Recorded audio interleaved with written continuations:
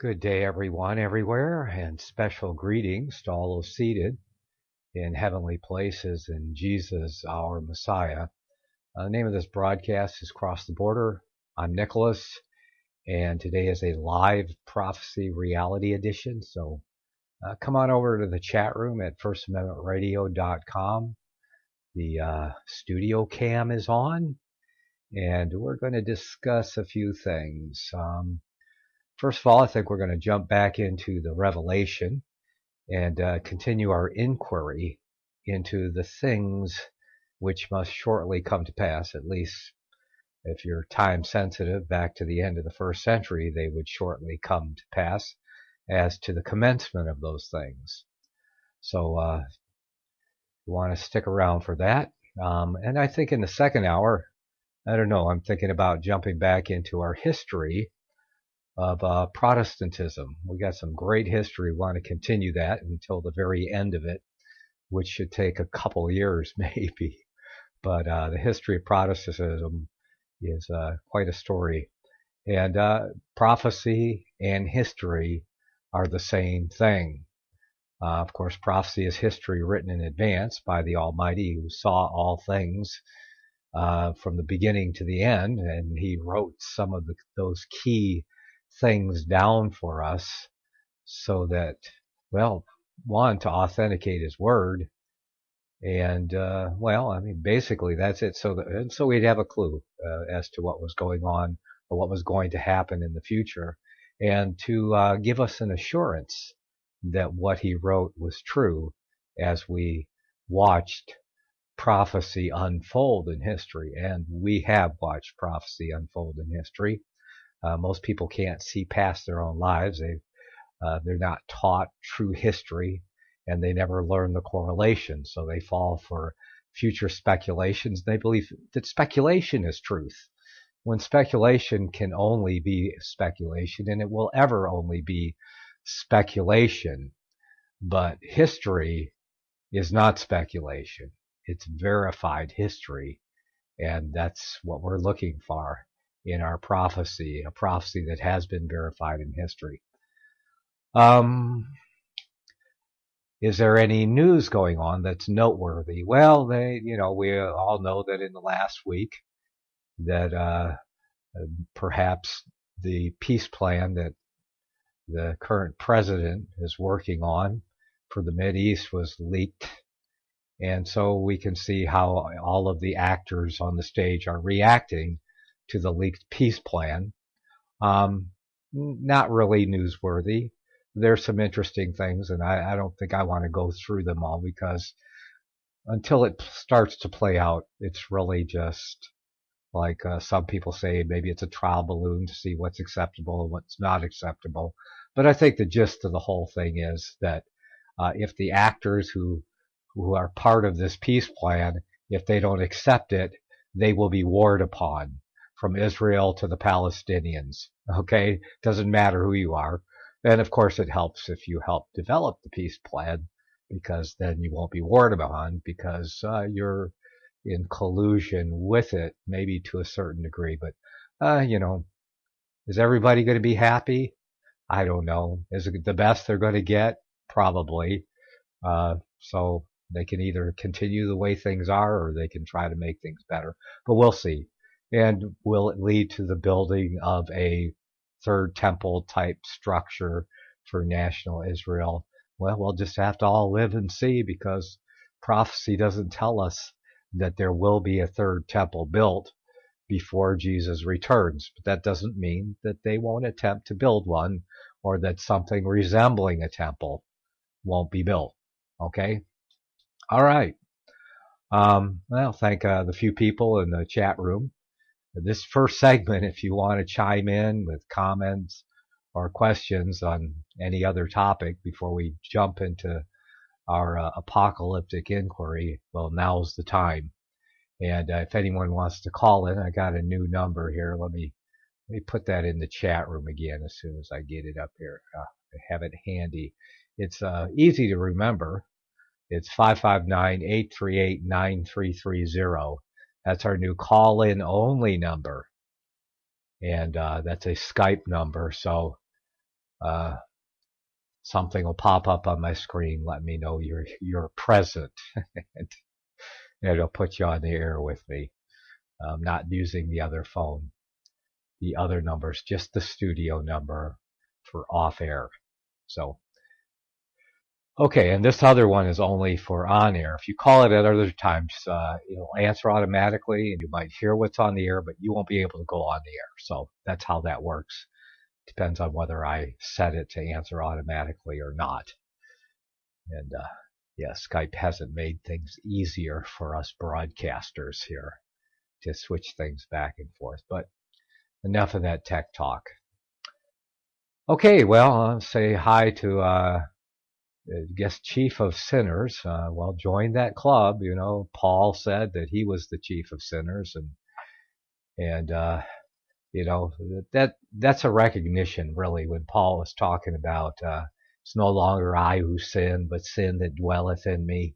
It was a recognition that, you know, as much as we might want to be sinless because we love our master and, you know, we love the Lord Jesus Christ and we want to please him in everything we do. But there's this recognition, as long as we're walking around in this mortal flesh, that we carry this sin nature that we acquired from Adam, and we need the blood of Christ more as much as anybody else, and nobody can work their way, and nobody's going to deserve, you know, eternal life and the resurrection, because God is not a debtor to any man, and so we're all like the chief of sinners because we can't stop even though we want to.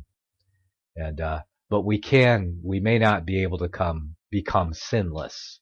Like a lot of people, I mean, there are sects out there that believe that they can reach sinless perfection. There are people that actually believe they have reached sinless perfection, but just they're saying that or claiming it is an observation to the opposite.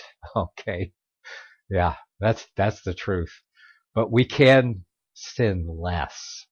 And, you know, that's a trajectory that we have in our life as true Reformed, Bible-believing Christians, is that we do sin less. We are in the process of being perfected. We are not perfect. We are being perfected. We are not sinless. We are sinning less as our life moves toward the termination of our mortality and the introduction of our immortality. When we see him, we will be like him. And thank you for that amen, my friend in the chat room. I talked to him, Chief of S. I think that's Chief of Sinners if I get it. I talked to him on the phone, but I forgot the name of the person I was talking to already. But glad to see you in the chat room anyway. We had a brief but good conversation the other day. Okay, I think we're going to jump into our text then and continue our inquiry into the Revelation. And we got through chapter 5, and we read some commentary from E.B. Elliott on it. 4 and 5 are kind of an introduction. We have the scene. We have the heavenly temple scene, or but it's not really. It's an introduction to the one who's worthy to open the book, to show us the things which must be hereafter. So we're going to jump then into chapter 6, if I am correct.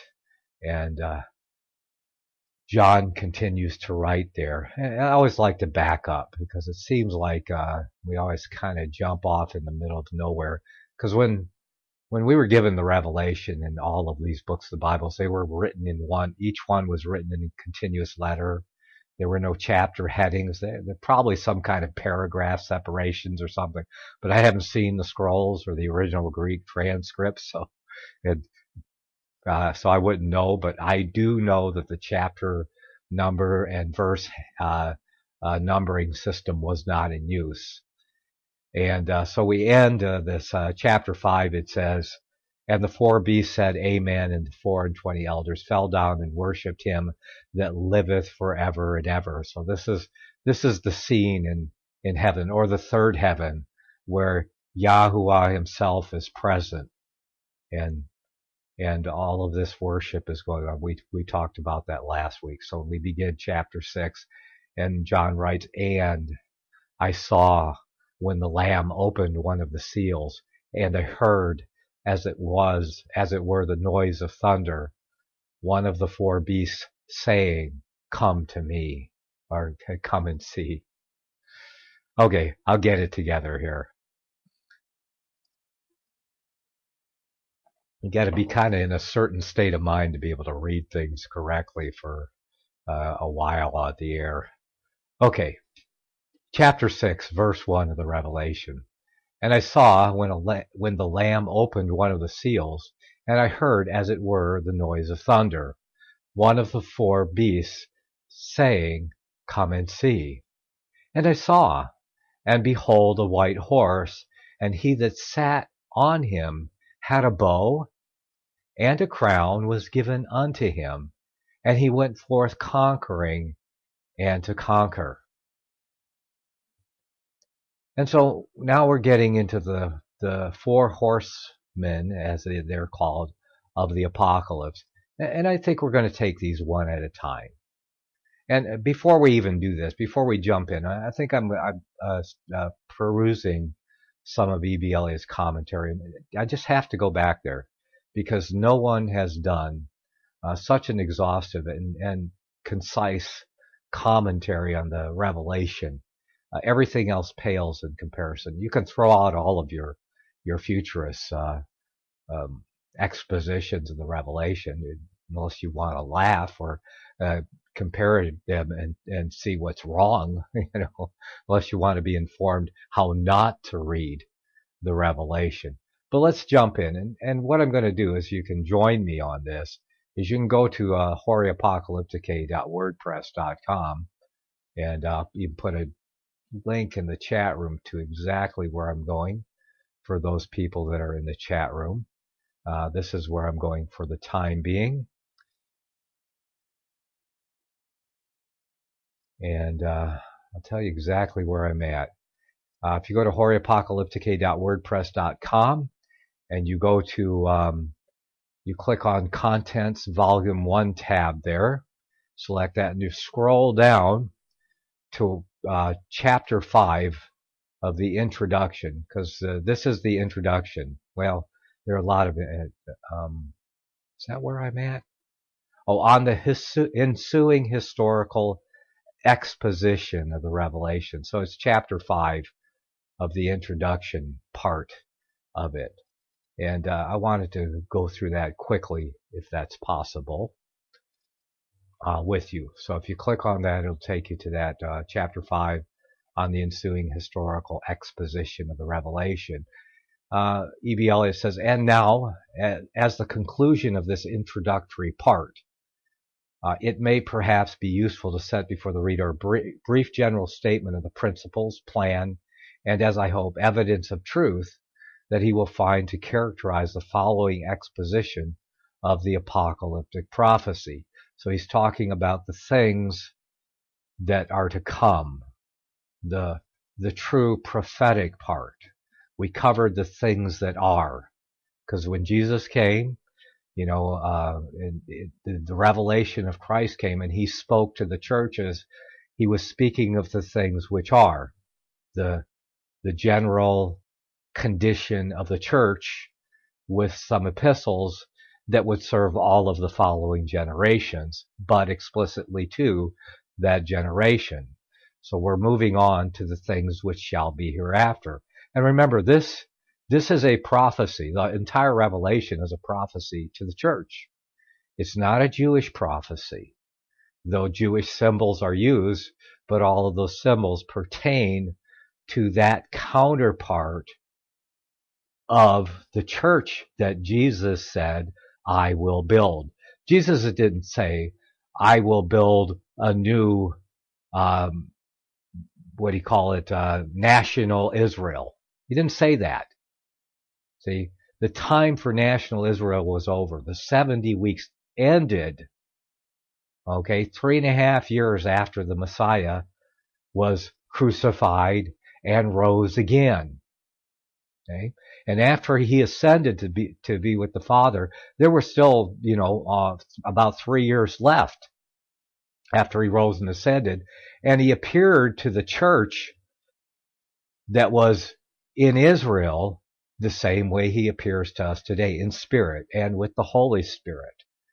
So he ministered for the most part of the last half of the 70th week of Daniel's 70th week, and the last week for Israel as a nation, set apart to God. It doesn't mean the nation ended, because they went on for almost another 40 years until 70 AD before the nation and the temple and the city was completely decimated, abolished, destroyed. Okay? That final judgment came upon that nation, as foretold by Daniel and Jesus in the same prophecies. But in the last part of the 70th week, he ministered to the church, because remember he said, I have not come but to the lost sheep of the house of Israel. So his ministry was only to the lost sheep of the house of Israel, because it was the final and 70th week. To the Jew first came the gospel, and then to the world. So when the 70th week ended, we have a supranational Israel. Not a national Israel, a supranational Israel, where people from all nations, every other kindred, every other tongue are now being grafted into this supranational Israel. Okay? And Jesus, as the way he ministers to us now in the Spirit and through his Holy Spirit, is the same way he ministered in the church before the 70th week ended, in that final 3.5 or last 3.5 years of the 70th week. And then the gospel goes to the nations. Okay? So that's where we're at there. And then after that, Jesus said, I will build my church. And he has been building his church ever since. So the appearance now of a national Israel is not part of this prophecy of the Revelation. This prophecy is explicitly to the 7 churches, which are in Asia, and of course all of the churches that spring from them, from the witness of those beginning churches. Okay? That doesn't change through the whole thing. As a matter of fact, I was hearing another expositor on First Amendment Radio this week. He was talking about the Gog and Magog war of the Revelation. And he was saying, as I understand it, this means that Israel will be back in the land. No, this is supranational Israel during the millennium. So it is the church that Jesus said he will build. Israel is the symbol in the Revelation for the supranational Israel of God. I hope you can see that. I hope that that's understandable. And whether it's acceptable to you or not doesn't change a thing. That's the way it is. That's what's explicitly given to us in the Revelation, that this is a revelation to the 7 churches, and of course to the offspring of those 7 churches, which we are of today. Okay? He continues. Its subject matter, I assume, to be the continuous fortunes of the church and of the world. And he says that is of the Roman world and Christian church settled therein. We're still here. It's the continuous fortunes. And that's what he sets about to show us. From the time of the revelation being given, or time of St. John's banishment, to the end of all things. This, its commencing date, I consider, as already observed, to have been fixed by Christ's own words, I will show thee the things that must happen after these things.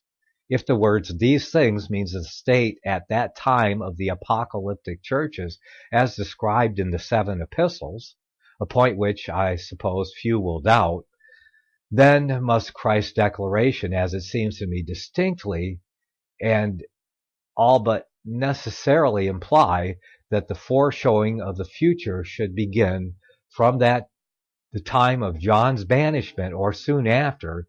This is indeed admitted by the most competent judges. And the importance of this canon of historical exposition of the apocalypse, thus fixed, cannot be overestimated. It sets aside of itself what there is indeed, as I think, superabundant other evidence also to set aside. And he goes on to say, it sets aside the futurist interpretation, which overleaps the entire historical chasm between the first century and now the 21st century, okay, and places the entire, says it sets that aside. The plain reading of the text, a simple understanding, as we've been speaking of here. In the divine foreshowing of its great subject, I have felt persuaded and carried out my exposition on the persuasion that the two following rules must have been observed. First, that the epochs and events selected for prefiguration must have been such as are confessedly the most important and eventful. Secondly, that the figuring emblems must have been in some approved consistent sense characteristic and distinctive, such as would be the case were a mastermind among men to develop the great general subject in a series of descriptive sketches or pictures. How then can we suppose it otherwise in the prefiguration of the omniscient Spirit? The direct evidence of truth hence arising in case of agreement between the symbolical and historical object it is applied to will at once be felt by the intelligent reader. And I could go on. I mean, you should read all of this yourself. If you're really interested in prophecy, go to Apocalyptic.wordpress.com and read the entire thing. Now, I'm on this is like my fourth or fifth reading of this, and I tell you what, it's beginning to make sense. My first readings, not so much, I have to admit. The more I read it, the more I understand it, and the more plain it becomes. It was like the first time I opened up the book of Proverbs in the Bible. It was like reading another language. It was English. It was the King James Version in English, but it didn't make any sense to me. But now, after I've read it, I don't know how many times, but many more than I've counted.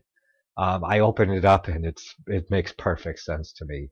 It's almost simple but complex and profound at the same time.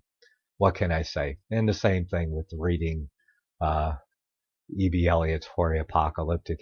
So what I'm going to do is I'm going to close that tab and I'm going to jump to part 1, the first 6 seals, and we'll pick up the introduction on the first 6 seals when we return from some messages. You're listening to Cross the Border, a Prophecy Reality edition, and we're continuing our expose or our what am I calling it?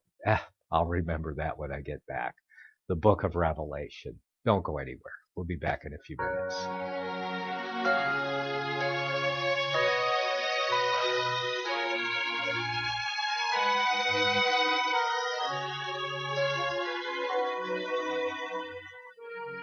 Behold, God is my salvation. I will trust, I will not be afraid. Behold, God is my strength. Hear it first on FirstAmendmentRadio.com and FirstAmendmentRadio.net.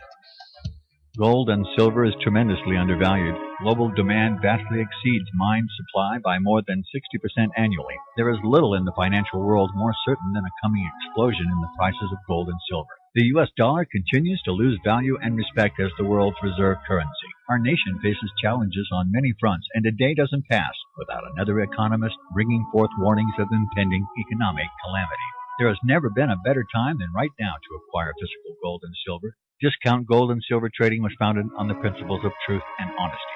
We believe in providing a quality product, quality service, and most importantly, competitive pricing. We provide all forms of precious metals, including American gold, silver, platinum, and rare investment and circulated coins.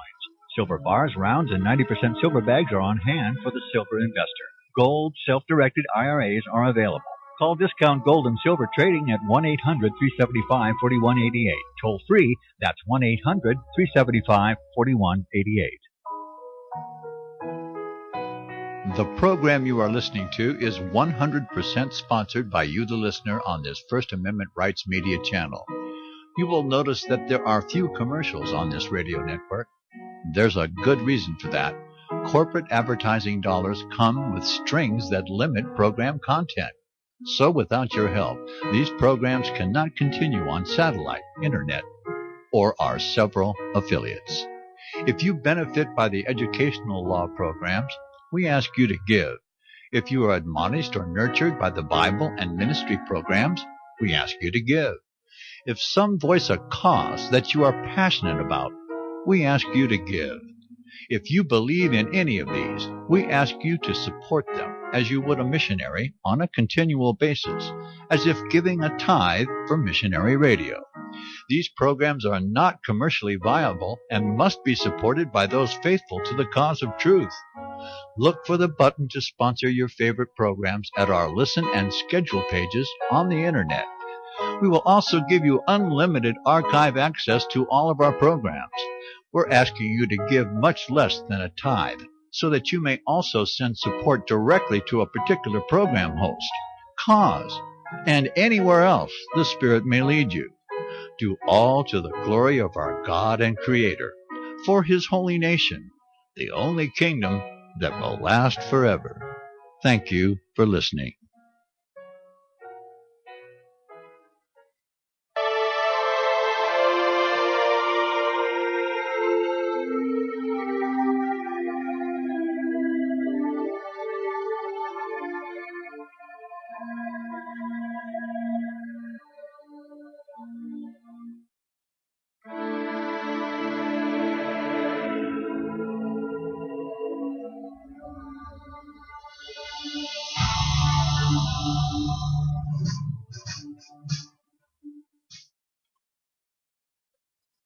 Welcome back. You're listening to Across the Border, our Prophecy Reality Edition, and we're continuing our inquiry into the Apocalypse, the book of Revelation, and we're looking at chapter 6. Chief in the chat room asked me a question there, and I think that's going to take us too far from where we're at in the scripture today, so I'm going to give you a homework assignment. You tell me why or why not. Yeah. And then next week we can talk about it in the first segment if you would like to. But yeah, why or why not Jerusalem? Okay. I guess you have to be in the chat room to understand that one.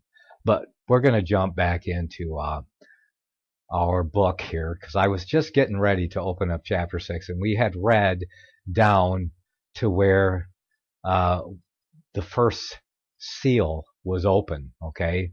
And chapter 6, verse 2, and I saw and behold a white horse, and he that sat on him had a bow, and a crown was given unto him, and he went forth conquering and to conquer.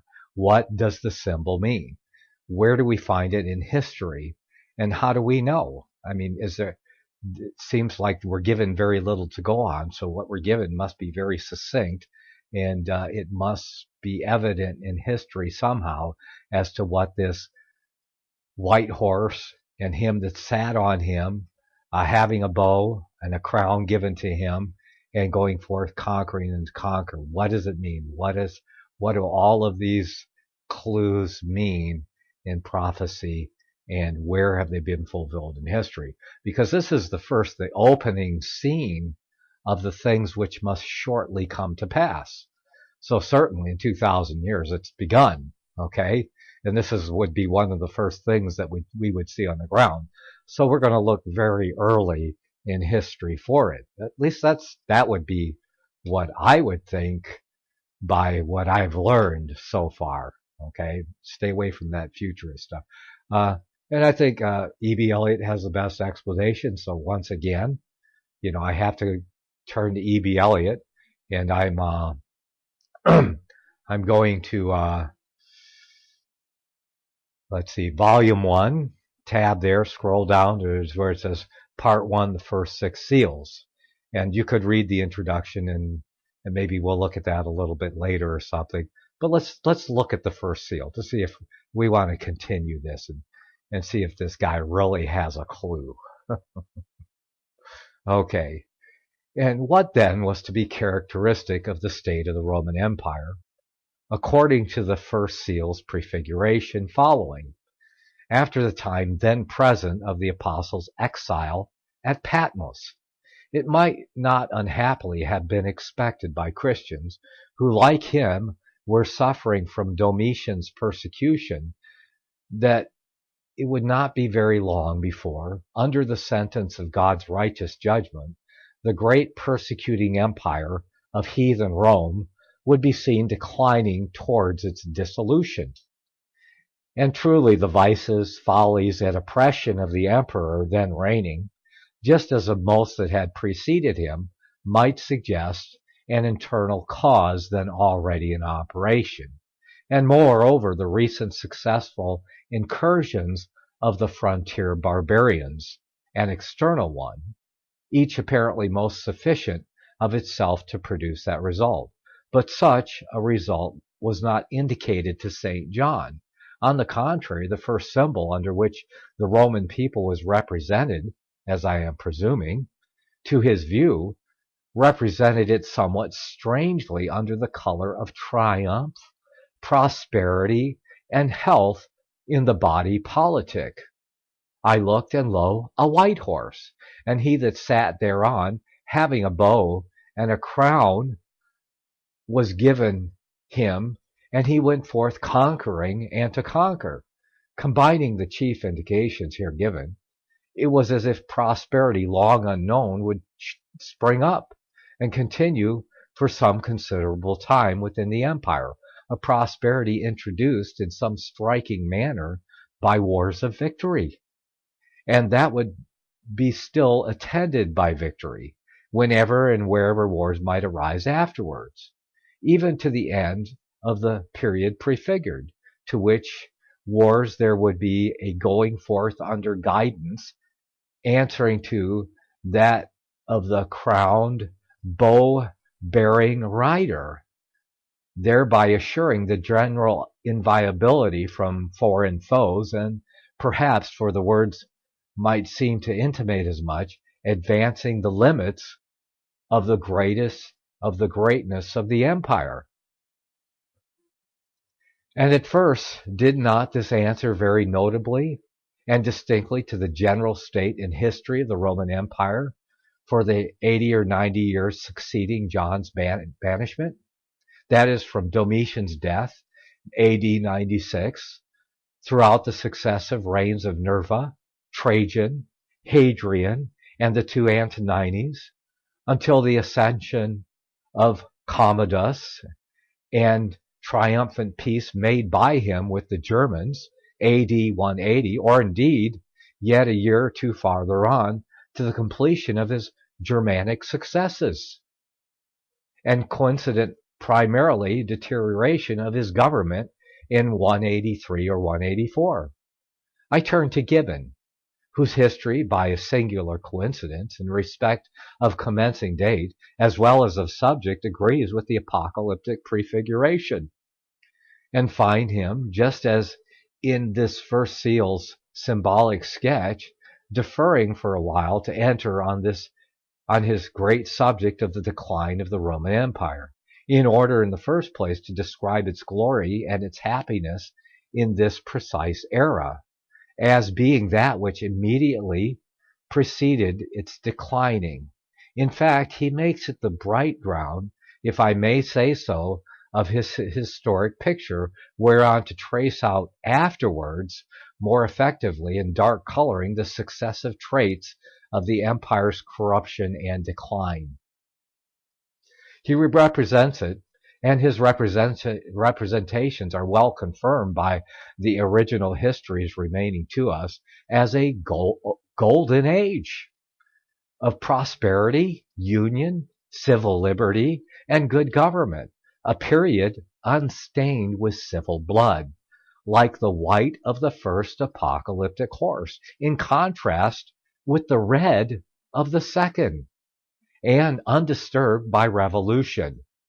That's a quote from, these are quotes from Gibbon. Golden Age, unstained with civil blood, undisturbed by revolution, a period remarkable both at its commencement and at its close for very wonderful and almost uniform triumphs in war, whereby the glory of the empire was illustrated and its limits extended, and of which the middle interval, though not without occasional wars, always successful on the frontiers, was generally a time of profound and happy peace. In short, he thus sums up his view of it. If a man were called to fix the period in the history of the world, this is a quote, if a man were called to fix the history of the period of the world, during which the condition of the human race was most happy and prosperous, he would, without hesitation, name that which elapsed from the death of Domitian to the ascension of Commodus. E.B. Eliot continues, I said that the wars of the Romans during this period were all but uniformly triumphant, and it may be well briefly to particularize on this point, not to rest then on Nerva primary Pannonian triumph, which instantly, as the new era opened, served to mark the return of victory under it to the Roman banners. I say not to rest on this, who knows not of the triumphs under Trajan, the Roman Alexander, by which Dacia, Armenia, Mesopotamia, and other provinces were in the course of the first 20 years of the period I ask of added to the Roman Empire, as regards the 43 years which followed, constituting the reigns of Hadrian and Antoninus Pius. Though they were years for the most part of honorable and glorious peace, yet they were passing wars in each reign sufficient to illustrate the continued fulfillment of the predicted destiny that they should conquer. And are you getting the idea? I mean, if you go through the Hori Apocalyptic, there's more. I mean, we're covering almost over about 100-year period here with this white horse going forth to conquer and conquering. Okay, and so covering 100 years. So he can go through it. The Jewish wars. He goes first the Jewish war under Hadrian. Let's see. I'm going to just go through these quickly, and he continues listing till the German barbarians driven to their forests. So you can see the barbarians that finally conquered the empire. 400 years later, when the Roman Empire was divided into the 10 horns, as we all know about under the Revelation. But the Germans were early pounding on the Roman Empire. So it didn't happen instantly. So they had this period where the Roman Empire was going forth to conquer and conquering. And it was general peace within the Roman Empire. So it was an era of, like what presidents of the United States would like to brag about right now. Yes. 2. The empire's triumphs and prosperity during the subject era, whence the influential agency that would cause these. In other words, who the agents personified by the writer. That which is related of the reigning emperors throughout this era, their absolute authority. For under them, says Gibbon, the Roman Empire was governed by absolute power under the guidance of virtue and wisdom, the armies being restrained by the firm and gentle hand of 4 successive emperors, and their power used only to cherish the nation's happiness, advance its prosperity, or guide it to its triumphs, must at once have suggested them as the person symbolized. As Gibbon continues, the delight was theirs of beholding the general happiness of which they were the authorers. And I could go on and on. Let's see. There were some other key points. He talks about the bow. One objection, however, may still present itself. One difficulty seemed to stand in the way of this our imperial application to the prophetic symbol. I mean the fact of the writer having a bow in his hand. Yeah. See, all of these symbols must mean something. And if they don't point to what we're pointing to, if we can say, well, this doesn't mean that, then we have a good objection to our interpretation. Okay? So he's no stone unturned here with E.B. Elliott on the history to which he marks these symbols which. So he says, I mean the fact of the writer having a bow in hand. For the weapon represented in the hands of Roman emperors on medals and other extant monuments of antiquity is generally the javelin, sometimes a sword, never, so far as I know, the bow, and hence, indeed, Vitringa, though not unconscious of the general fitness of the emblem of a crowned rider on a white horse going forth to conquering and to conquer, to depict the era of prosperity and triumph under the 5 Roman emperors whose reigns followed after the date of the apocalyptic visions, yet argues that the bow was an Asiatic or barbarian weapon and badge and purposely inserted in the hieroglyphic to divert the thoughts of the observer from the Roman Empire. So we have Vitringa, another expositor on the Revelation, saying, not so. The bow says it can't be the Roman Empire. Okay? What's E.B. Elliott's answer to this? He says, but is this correct? Was the bow a badge of Asiatic and other barbarians only? Was there not one particular province and people among the provincials of the Roman Empire of whom it was also distinctive? Distinctive not equally alone, but almost even more than any barbarian people whatsoever?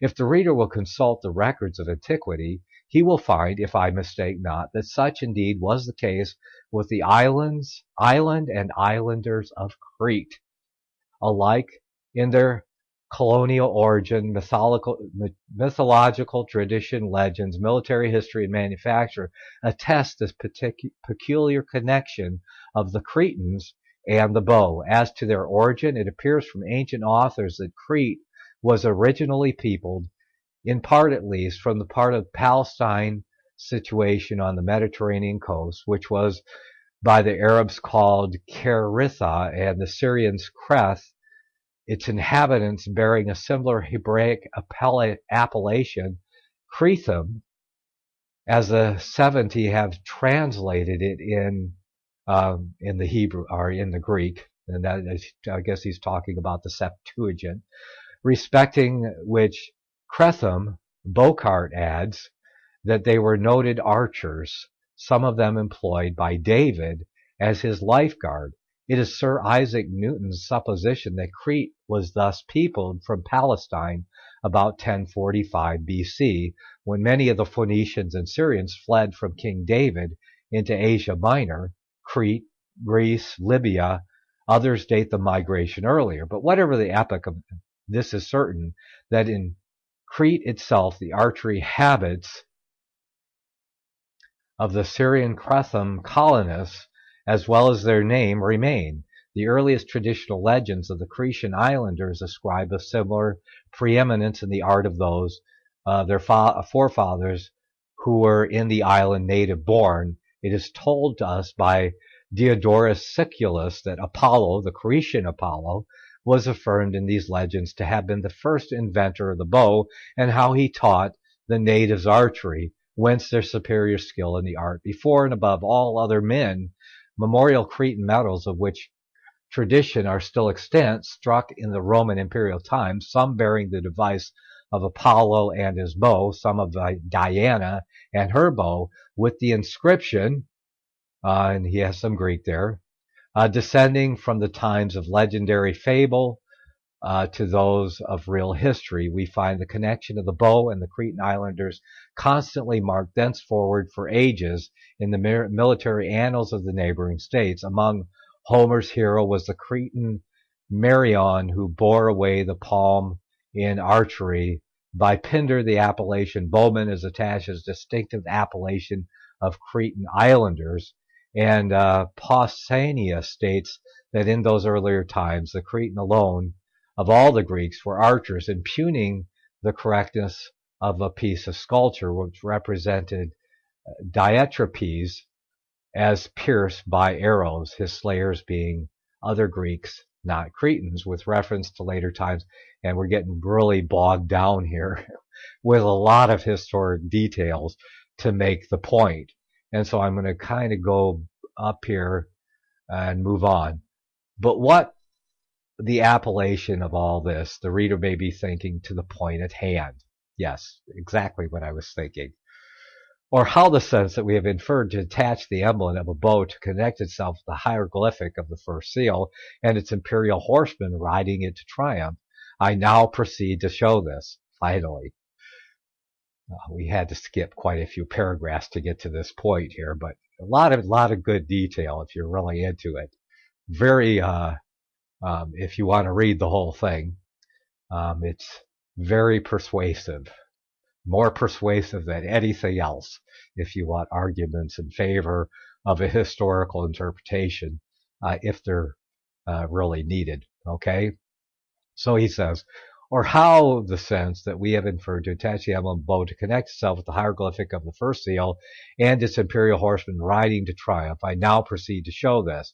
It is well known that down to the ascension of Otho, the reigning Caesars, from Julius to Galba inclusive, were of old Roman families, agreeably with the Roman jus imaginium.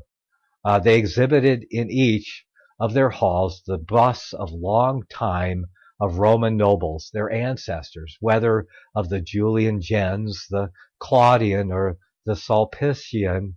And as for Otho, Vitellius, Vespasian, or Vespasian's two sons, Titus and Domitian, if not all of Roman. Yet they were of Italian extraction, and indeed Otho of an Italian family, still more ancient and noble than all the rest, for he was descended from the Etruscan kings. But after Domitian, there was a notable change on this head in the character of the imperial succession. It is said to have been pre-intimated in a dream a little before his death to Domitian. He dreamed, says Suetonius, that a neck of gold appeared to grow branching off from his own neck behind, to which so branched off, implying a new line of emperors, and that the gold, their characters, introduced the golden age. Another historian, Aurelius Victor, expressly sets forth the novel character of this line as a fact very remarkable in respect of its being one of princes of foreign extraction. Hitherto, men of Roman or Italian origin ruled the empire, and from that time foreigner is in extraction, in which statement he is followed, indeed, copied by the younger Victor, and they both note at the same time the increased happiness that accrued to the empire from the innovation. And what then, the foreign country or province to which the 5 emperors might be ascribed as to lineage and family that followed next after Domitian, and introduced and kept up this golden age of the empire?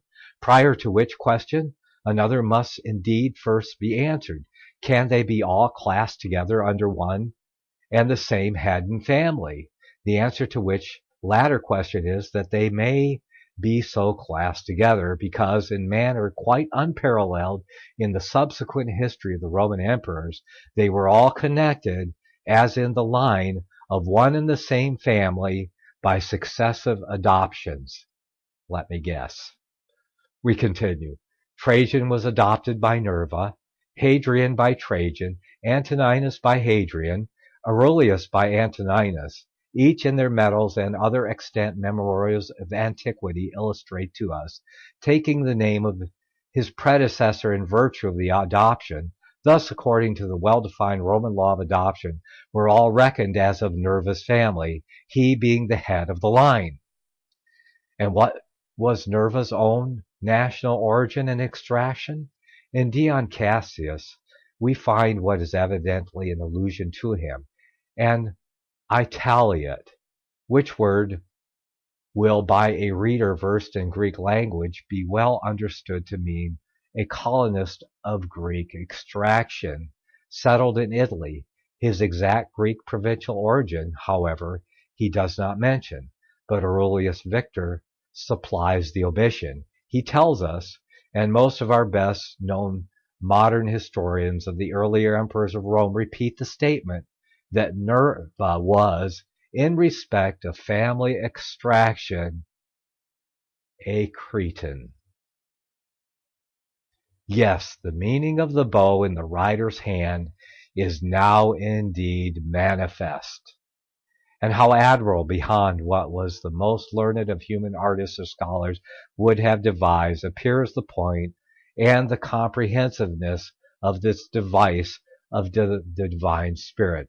Had a javelin or sword been in the hand of the writer, so as Vitringa would have had it, in case of his representative Roman empires, the weapon carried would have added precisely nothing either to the meaning or the distinctiveness of the hieroglyphic or symbol, the crown sufficing to designate emperors, and the javelin and sword, although appropriate, but not being distinctive of them. And so I think we'll end that there. There's a lot more if you want to read a continuation of we're getting now down to the end of it. And you can see what pains E.B. Elliott went to establish in history. And all the footnotes are there. You can follow them all through. E.B. Elliott did not fake any footnotes or misrepresent anything, if you want to check them out, like all of the futurists do today, and others who, we've discussed that before, taking footnotes out of context or just faking them altogether, or ascribing them to a topic that they don't even fit to. But no, not so with E.B. Elliott. You can follow all of these histories. He gives all of the names, all of the historians, and you can look them up yourselves. But now you understand why he has a bow in the hand of the rider and the white horse. And when we get back, we'll jump in. We'll take a look at the second horse of the apocalyptic vision. You listen Across the Border, our Prophecy Reality Edition. We'll be back in a few minutes. Don't go anywhere.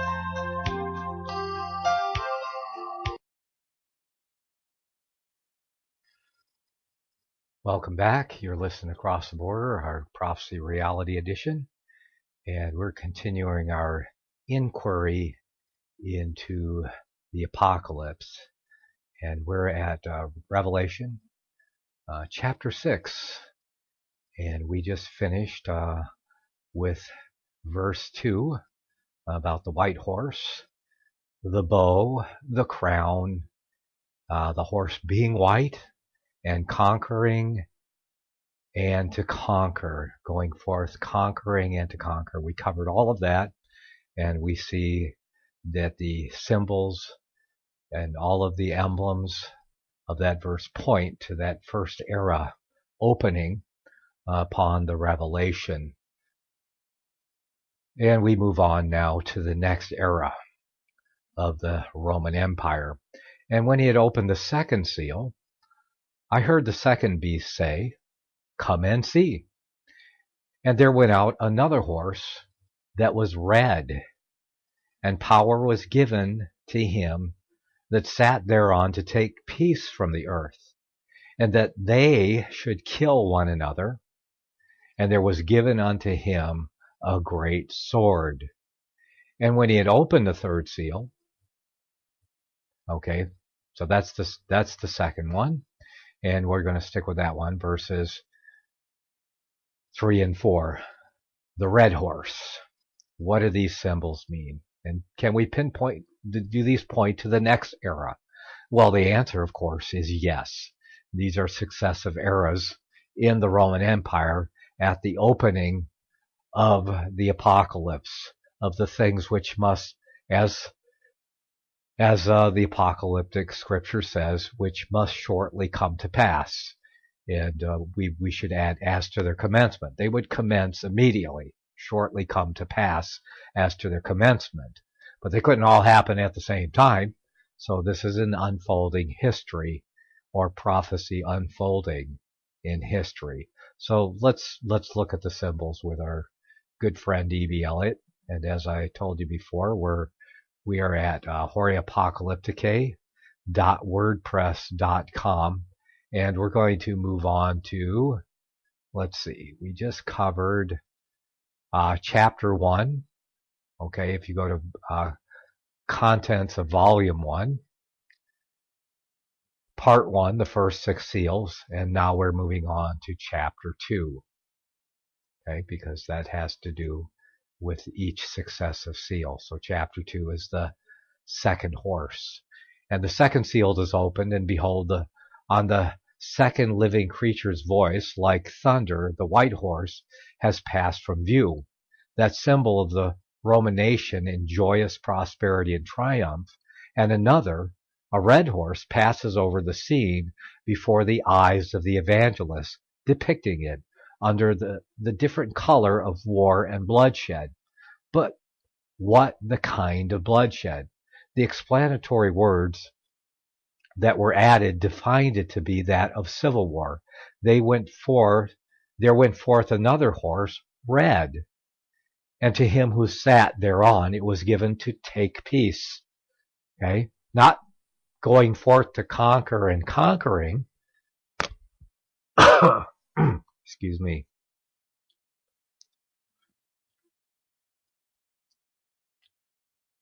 But to take peace.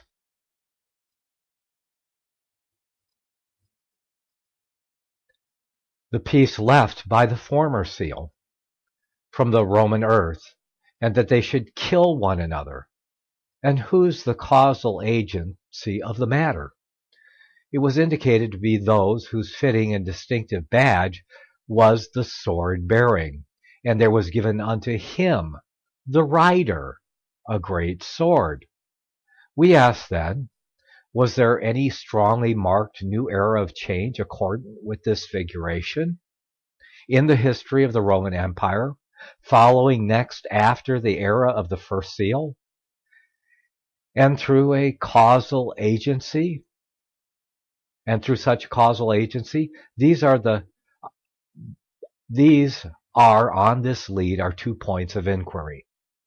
1, as to the former, let us turn, as before, to Gibbon for the answer. And on consulting his pages, we find the bright period above described, a period including, as we have seen, the triumphant peace made with the Germans after Aurelius's death by his son Commodus, and the first few years of Commodus's reign following, in which he governed well while acting, as by a kind of tradition, on his father's principles and arrangements. We find this period, I say, following in this narrative by what? Just by the breaking up of the state of national prosperity and peace, correspondence with our prophetic figuring, through the evil, not of foreign invasion, but of civil wars, revolution, and bloodshed, an evil begun to be prepared immediately after 185, as we shall presently see, by the maladministration of Commodus, and which outbroke in violence AD 193 on the assassination of that emperor, from which epoch it still continued, with scarce more than 2 intervals of intermission, some 80 or 90 years onward, even until the accession of Diocletian, having, however, in the course of this long period, been joined and aggravated by certain fresh evils, internal and external, at 2 well-defined intervening epochs, of which aggravations more in my 2 next ensuing chapters, as being the subjects of the 3rd and 4th seals respectively. It may be well to glance in rapid view at the detail for the first 50 or 60 years, at least after his death, of these civil wars and mutual attendant slaughters. The immediate sequel of Commodus's assassination just mentioned was the elevation of Pertinax to the imperial throne. And within a month or two after his murder, then the setting up of Julian as his successor, and the civil wars consequent, prolonged for 4 years and ranging from east to west over the extent of the empire, through which the elder Severus fought his way to the throne, a throne established on the defeat and slaughter successively of the 3 rival emperors, Julian, Niger, and Albinus. Next, after an interval of repose throughout the remainder of Severus's reign, wherein, however, although the wounds of civil war appeared healed, yet its mortal poison still lurked in the vitals of the constitution. And indeed, by Severus's aggrandizement of the causal agencies of the evil, of which more presently, a preparation was made for all its subsequent aggravation. Next after this, I say, followed the murder of his one son and successor, Geta, by the other, Caracalla, and soon after, though not till Caracalla had introduced into the empire the principle of the added evil, as we shall see hereafter, of the third seal, that of the latter by Macrinus in the camp of Carrhae by the Euphrates. Then, and in consequence, the civil war which crushed Macrinus and raised Elagabalus to the throne. Then Elagabalus's assassination at Rome. Then, after a second interval of partial but partial repose during the 13 years of the reign of his successor, the second Severus, the murder of that well-intended prince in the camp by the Rhine, then the evil wars raised against his murderer and successor Maximin, wherein these 2 emperors of a day, the Gordians, father and son, perished in Africa, and Maximin himself and his son fell by assassination in the siege of Aquileia. Then the murder at Rome of the 2 joint emperors, Maximus and Balbinus, next set up by the Senate, and quickly thereafter that of their associate in the empire, the third and youngest, Gordian, on the banks of a river, and other and holier associations, the river Chaboris. Then the slaughter of the next emperor, Philip, the last that I shall particularize, together with his son and associate in the empire, in a battle near Verona, which in the year A.D. 249, as above mentioned, decided the civil war between himself and Decius. Can the history of any empire on record present in any other sexagenarian period such an exemplification of what the apocalyptic prophecy before us prefigured, peace being taken from the empire and men in it killing one another? That is, peace being taken from the empire. Oh, I just read that. Much more would the case seem unparalleled were we, like Sismondi, to trace the evil some 20 or 30 years yet further forward, after it had been conjoined and aggravated by the fresh evil of wars of foreign invading foes, a subject which belongs, however, more properly to our fourth seal. It may suffice here to give, in brief, his more extended summary. Says he, with Commodus's death commenced the third and most calamitous period. It lasted 90 years, from 192 to 284. During that time, 32 emperors and 27 pretenders to the empire alternately hurled each other from the throne by incessant civil warfare. 92 years of nearly incessant civil warfare taught the world on what a frail foundation the virtue of the Antonines had reared the felicity of the empire. Okay, he says, what next? The causal agency. And in general, the apocalyptic symbols seem to designate it as the military, the rider of the red horse having, it is said, the great sword given to him. For the sword was natural, a nearly universal in St. John's time, well recognized and distinctive badge among the Romans of the military profession, while its strange and unnaturally large size in the apocalyptic figure vindicated further an undue authority given unto it, and unnatural use made of it, precisely according with which appears the fact on the very surface of history as to the origin of the sad events we speak of, the causal agent of the civil insurrections and blood shed being, as Sismondi and others state, from first to last, military men in power. Those whose vocation was war, whose weapon was a sword, and whose by the sword rose and by the sword fell. The manner in which, throughout the favored period of our first seal, the license of the soldiery was restrained, and its mighty power kept in subordination to the magistrate, and used only in defense of the country and of order, is one of the chief topics of praise attaching to the great emperors of the 2nd century. Then the law was supreme, and the sword of the army its enforcer. The civil magistracy sustained in their functions. The Senate's high authority recognized, and as regards the imperial dignity itself, the choice left with the Senate, the approval only with the armies. But with Commodus began the fatal change. It may be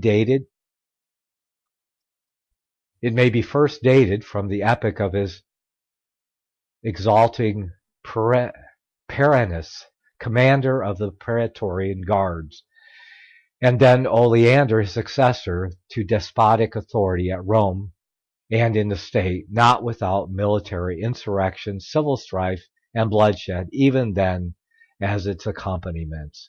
And we're kind of getting the idea. And E.B. Elliott can go on to give you more confirmation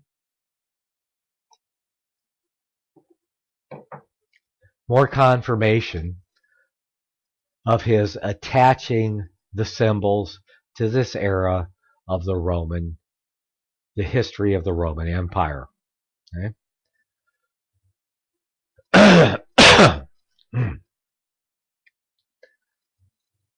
Let's see if we can get a wrap-up of here. Maybe in a state of things like this, it was to be expected, of course, that it would be, for the most part, the commander of one or another army that would put forward as a candidate for the imperial office.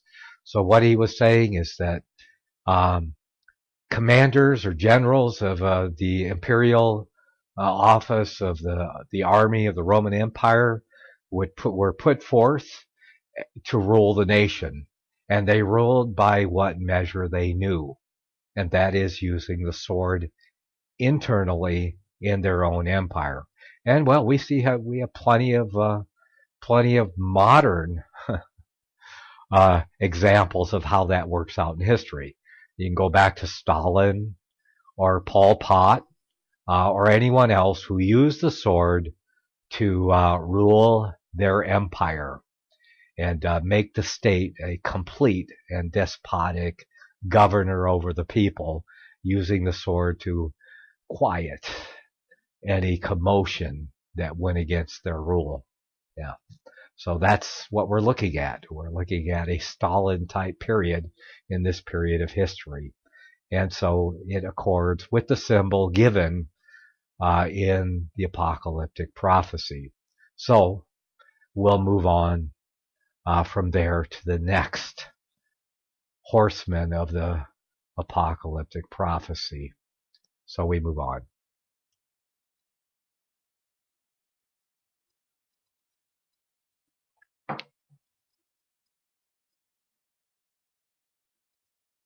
That was the red horse. Verse 5, and when he had opened the third seal, I heard the third beast say, come and see. And I beheld, and lo, a black horse, and he that sat on him had a pair of balances in his hand. And I heard a voice in the midst of the four beasts say, a measure of wheat for a penny, and 3 measures of barley for a penny, and see thou hurt not the oil and the wine. So we move on to the third horse, the black horse. What does it mean? With a pair of balances in his hand. And, this is, the futurists say, well, this is going to be in the last 3.5 years of time, or somewhere in the last 7 years. When the Antichrist rises, there's going to be famine covering the earth, and they're going to be measuring out your daily bread by whatever, all this. But let's see what E.B. Elliott, how he points to the next era in the Roman Empire. And I think you may be convinced, at least I am, because I kind of went back and forth on this for a while. Well, I was taught this was famine, but maybe not so. Let's jump over here. And now I'm going to go to chapter 3, the third seal. And when he opened the third seal, I heard the third living creature say, come, and I beheld a black horse, we just read that, and hurt not the oil and the wine. The intent of the figuration of the seal is less obvious than the two former, and will require some considerate thought and attention. Through the change of the horse's color to black can scarce be mistaken as indicating generally the change to a state of aggravated distress and mourning. Let us therefore first consider the usually received, but as will appear, incorrect solution. Then, second, apply ourselves to seek one more correct and satisfactory. 1. A famine. Of the chief articles of food, whether literally taken or metaphorically, has been supposed by nearly all interpreters to be implied in the other details of the poetic passage, as the cause of the distress indicated. Their opinion being grounded on these two suppositions. First, that the koinix spoken of was the common Attic koinix. Second, that the specified prices for a measure of wheat and of barley were famine prices. Nor as to the former of these suppositions do I contest its reasonableness, for although not to dwell on the fact that the word koinix is sometimes used to designate measure in the general. It's actually where we get the word coin from. Koinix. It's a measure. It's a measure of money. A coin. So it's the word koinix is a measure. Okay? Which generic sense, however, from the specific specifications of price given, is here, of course, quite out of the question. Though I say without doubt that there were used in the Roman Empire koinixes of various specific values, that is, as of learned men laid down, of 3, 6, and 8, as well as 4 koitalae, or half pints, respectively. Yet was the Attic koinix of 4 koitalae, or 1 quart, so much the most common that, without direct countervalence evidence, we would seem bound to take it as the one intended. And we'll pick up here, right here, after we get back from some messages. You're listening to Cross the Border, our Prophecy Reality Edition.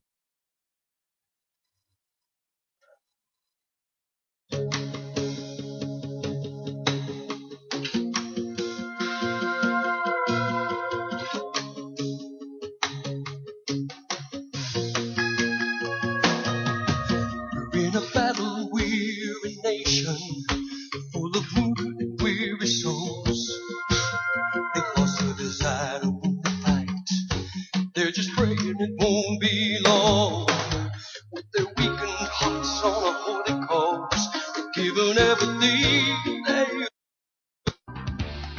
Hear it first on FirstAmendmentRadio.com and FirstAmendmentRadio.net. Visit crosstheborder.org, CROSS, crosstheborder.org, to get your print, EPUB, or PDF version of the book, The Rapture Will Be Canceled. That's crosstheborder.org. I know you all want answers, and believe me, so do I, and I'll do my best to get them. Despite Nicolas Cage's promise to do his best to get left behind rapture answers for us, don't hold your breath. Not everyone believes Left Behind is true prophecy. Some may even regard as conspiratorial the mainstream re-release of the Left Behind movie with actor Nicolas Cage portraying the main character as an attempt to further reinforce in the minds of all this perception of false prophecy in order to condition the masses for the play about to begin. If you want true Bible prophecy answers, get the book, The Rapture Will Be Canceled. The author exposes the Latin rapture origin, the 7-year tribulation deception, true Bible revelation of Daniel's 70 weeks, the abomination of desolation, the restrainer, America in the revelation, the image of the beast and the mark of the beast, and the truth about God's chosen people, and so much more about Bible prophecy. This book will shatter the left behind paradigm of future events. Get the book, The Rapture Will Be Canceled. Visit crosstheborder.org, CROSS, crosstheborder.org, to get your print, EPUB, or PDF version of the book, The Rapture Will Be Canceled. That's crosstheborder.org.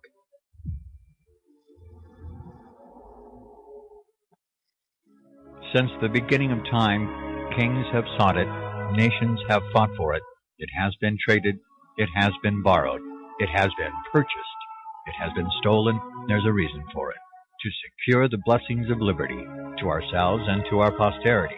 Invest with the security of gold and silver. Call Discount Gold and Silver Trading at 1-800-375-4188 or visit discountgoldandsilvertrading.net. Listen to Financial Survival with your host, Melody Cedarstrom, right here on FirstAmendmentRadio.com at 4 p.m. Eastern or 1 p.m. Pacific Time. Visit discountgoldandsilvertrading.net or call Discount Gold and Silver Trading at 1-800-375-4188. Toll free, 1-800-375-4188. Oh, sorry. Welcome back. You're listening to Cross the Border. It's our Prophecy Reality Edition. Got to remember where I was now. Ah, yes. Famine. We were talking about that. Famine. A famine of the cheap articles of food, whether literally taken or metaphorically. Well, picking back up here with E.B. Elliott's explanation of why the black horse and the balances don't represent famine. I think that comes with the next horse, the pale horse with death riding. You can see the distinct difference between a black horse with balances and a pale one with death. So anyway, we're talking about the black horse with the balances. Okay. First the Coinix, yeah. And we talked about the coin. Okay, I must have backed up some. Where was I? Okay, this is where I'll pick up. But then, admitting the added Coinix to be the one meant the prefiguration, how far would the second supposition of the expositors referred to be borne out? That is to say, that the prices of a Coinix of wheat and barley named as from the throne were famine prices, such as to make all faces gather blackness. Of course, the average prices is near about the time of Domitian and St. John's exile in Patmos, not those of quite another times, must be the standard of reference. That would make sense. And judging by what the elder Pliny reports of prices not very long before, we shall find that though the price of wheat here named might be a scarcity price, it could hardly be called one of famine. Then, moreover, what of the very singular added specification of the price of barley? 3 coinixes of barley That would be quartz. For a denarius. Surely this is one such as to put the idea of famine altogether out of the question. For to the state of argument in its simplest form, forasmuch as the Attic coinix was proverbially the day's sufficient quota for a man of wheat or barley, and at the same time a denarius was approximately the daily wages of labor in St. John's time, the price specified would indicate that a laboring man would gain under this seal's nearly 3 days' sufficiency of barley bread, above 5 pounds in weight, by 1 day's labor. Did ever a man hear of such a famine as this? Thus, even were no other difficulty to oppose it, yet would the famine hypothesis break down utterly on this one single account. But in fact, beside this, all else in the figuration, except indeed the black color of the horse, is opposed to it. 1. The injunction of the writer, see that thou injure not, or that thou act not unjustly about the oil and the wine. Those two other next most important articles of culture and consumption in the Roman world, an injunction of which the spirit, whichever translation be taken, was directly opposed to the idea of its being the main object in the voice from the throne to enjoin or to proclaim a famine. 2. The circumstance of it being a conjunctive, not disjunctive, which connects this latter clause of the charge to the writer about the oil and the wine with that of the charge of the former about the wheat and barley, constitutes of itself a strong argument in favor of the former being of a similarly kindly purport of the latter. Moreover, third, the balance in the writer's hand associated, as it is, not with man's weighing out bits of bread in scanty measure for his own or his family's eating. I pray the reader to mark this, so as in the oft misapplied passage from Ezekiel 4:10 and 16, but in association with the buying and selling of corn. I say in this association, the balance, instead of being an indication of famine, might just as well be an indication of plenty, seeing that at all times corn and bread were sold by weight or measure. In fact, in the Roman baker monument outside the Porta Maggiore at Rome, among the various implements of his trade, there sculpted a pair of balances as one. Was this then altogether a fit symbol for famine? Surely a more unfit one could scarce have been devised. The idea of famine thus decisively set aside, we are forced to seek for some other and quite different solution, such as may better suit the conditions of the case. And in order to this, with reference to two very important particulars of those conditions, it needs now that we conclude first as to the right construction of the latter clause in the voice as from the throne, whether in the sense of injure not or wrong not in regard to the oil and the wine, kind of mean the same thing, in reference to the balance depicted as in the hand of the writer, what might have been its most usual meaning as a symbol at the time of the vision. Now, as to the Greek clause, the admissibility of the latter translation is suggested, as well as the former, results clearly and necessarily, as it seems to me, from these two undisputed, indisputable facts. 1, that it is a neutral intransitive verb as well as a verb transitive and active. The other, that in the case of the intransitive neutral verbs, generally there's frequently appended to them an accusative of definition. Boy, we're getting into some heavy stuff here as far as, and I'm not sure I'm getting it myself, but I've read it many times, or at least 3 or 4 times already, and I get the general idea. that this is not pointing to a famine, but it is pointing to something else. So I'm going to move up here a little bit and see if we can get to the point. And I guess the point is this, after all the complicated detail.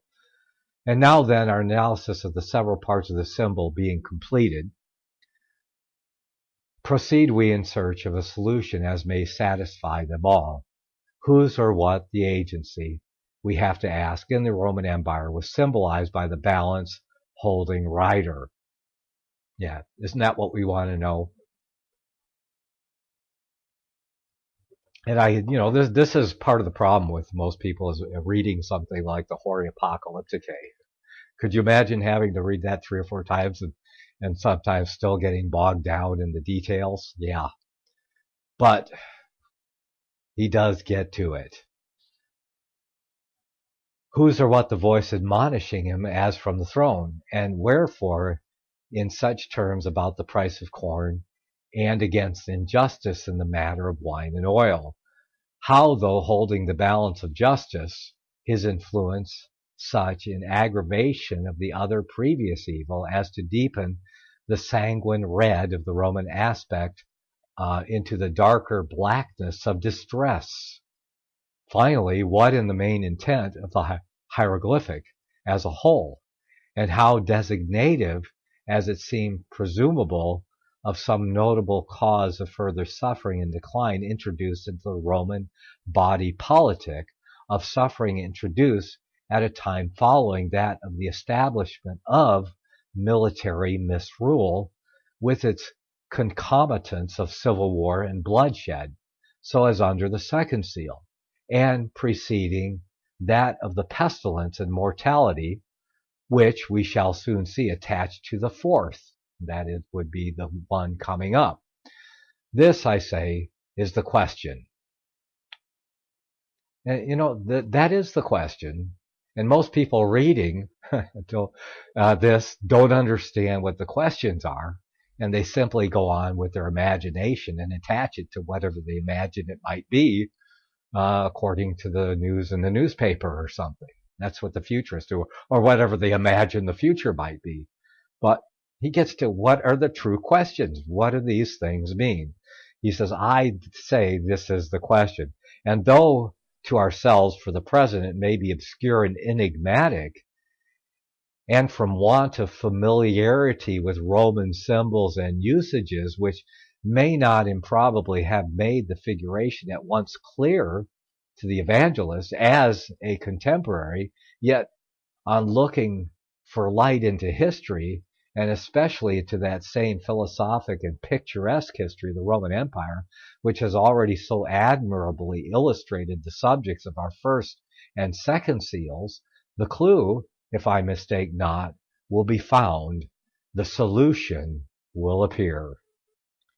On consulting Gibbon, then, we find, towards the close of his sketch of the reign of Alexander Severus, referring to the aggravated oppressiveness of the taxation consequent on a memorable edict of the preceding empire of Caracalla, an edict which had to be enforced by the provincial governors as a fresh and wasting evil then introduced into the body politic, it is after a retrospective glance at the primary cause of the empire's decline, which I suppose to have been pictured in the symbolization of the second seal, I mean the pure military despotism of the soldiery and the sword, that he takes it up for notice, and as if another influential cause of the decline of the empire, and deems it of importance such as to call for a long digression on the subject of Roman taxation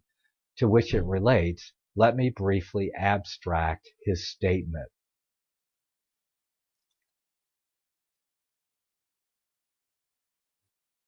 In the original constitution by the then Roman Republic of its conquered provinces, it seems that tributes more or less onerous were imposed on them, which tributes after the conquest of Greece and Syria had become so productive as to suffice to pay all the expenses of the government and to allow the entire exemption of Roman citizens from all taxes.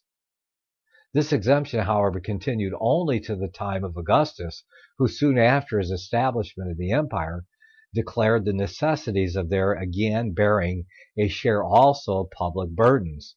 Thus, henceforward, the provincials had their distinctive taxes to pay, and the Roman citizens, among whom all Italians were now included, theirs, the latter consisting of customs, duties, and excises, taxes the more oppressive from the constant and pernicious habit of farming them, and the tax of 1/20th on legacies and inheritance, the former either of tributes of produce in kind or a money capitation tax. During the era of Trajan and Antoninus, says Gibbon, the mildness and precision of laws, asserting the rule and measure of taxation and protecting the subjects of every rank against arbitrary interpretations, antiquated claims, and the insolent vexation of the farmers of the revenue, alleviated the burdens, though they did not remove them, but some 30-40 years after the death of Antonini, and while the rider of the red horse in civil wars was yet in full career, they received, insofar as the provincials were concerned, a sudden aggravation. The Emperor Caracalla issued the memorial edict with which his name is associated, by which the Roman city was made coextensive with the empire, an edict not of liberality, which might at first have been imagined, but simply of avarice, for it was clogged with the condition that the provincials, thus admitted to Roman citizenship, should thenceforth pay both their provincial tributes as before, and also in addition the distinctive taxes now augmented, of the Roman citizen. The edict was compulsory, and the weight of taxation thus forced upon them intolerable. And you see this play out in history. I think it's playing out in our history right now. Yeah. Taxes are going up and up and up, whereas before we had it pretty easy in the land where I live. So what follows after this era? This is like the era that we're in right now, in the good old US of A, where the taxes are being piled on, because all of the advantages that America had that came with the introduction of the Antichrist's first world reserve currency, that is the Federal Reserve note. Could say now all of our chickens are coming home to roost, and now we got to pay our own way. Yeah, and we're all running out of money for some reason. Imagine that. But you get the idea that this is the weight of taxation now becoming heavy upon the people, and everything being measured out exactly and overbearingly by this black horse with a measure, and everything is being measured, and a measure being added to everything that we do. Every time you turn around and spend a dollar, the government is getting an overbearing cut. Hey, that's what comes with socialism. Some countries are paying 80% of their wages in taxes. Wouldn't you call that? Yeah, I think that's the kind of thing that's being depicted here. And E.B. Elliott has convinced me of his argument that this era fits precisely. The next era is the famine. And I guess that's the one we're going to cover next time when we come back. We'll move into the fourth seal and the horse, the pale horse, and the name of him that sat on him was Death, and hell followed with him, because that's where famine really leads, to death. Yeah, that's what famine is all about. So famine not with this horse and this seal, but it's the one that follows. Okay. Well, you're listening to Across the Border, our Prophecy Reality Edition, and this is our continuation into our apocalyptic inquiry.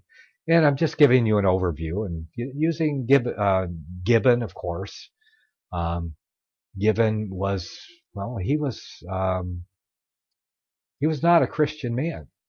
And many people would think if he was a Christian, he would have wrote. It seems like he wrote his history of the Roman Empire to complement the Revelation. And perhaps, in the great scheme of things, that he was destined to do this. But he was a heathen. He was an unbeliever. He was an unregenerate man. He was not the friend of Christians, though in his history he was honest. Yeah.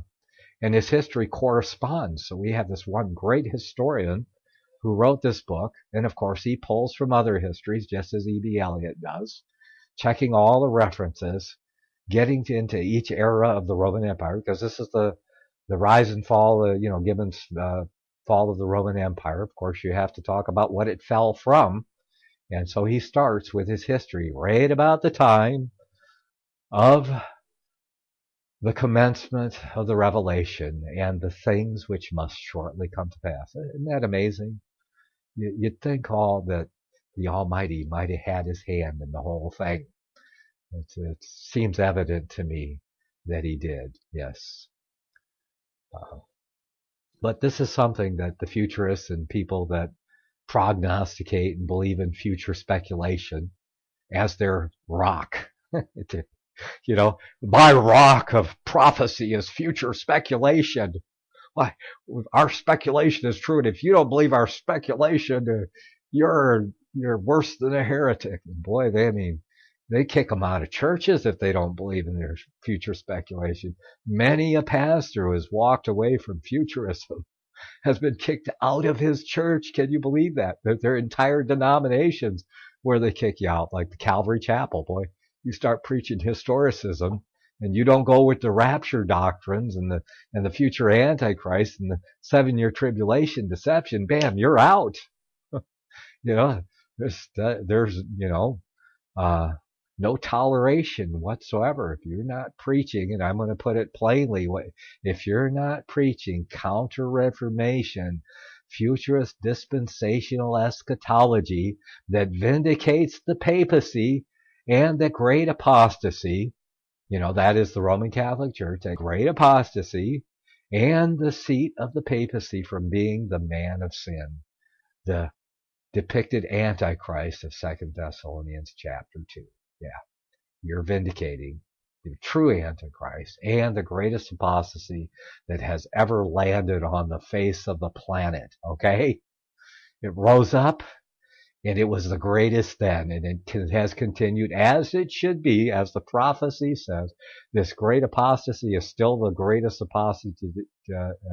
apostasy in existence today, claiming nearly 2 billion adherents on the face of the earth, and embracing every other pagan atrocity and apostasy within its fold today. Yes, asking Saint Francis, the most holy father, Antichrist Francis, why he embraces every other religion and belief on the face of the planet. Well, you've been listening to our Prophecy Reality Edition. May the Almighty bless you and keep you as you walk on the narrow way that leads to life.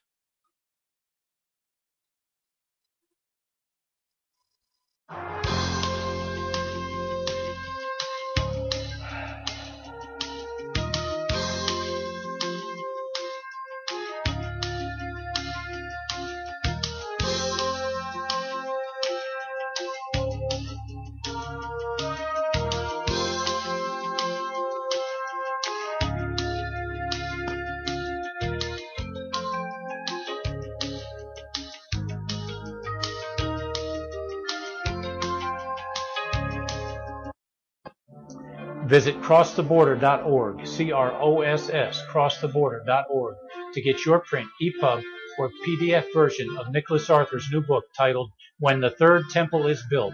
That's crosstheborder.org. When it comes to prophecy today, much of the evangelical Christian world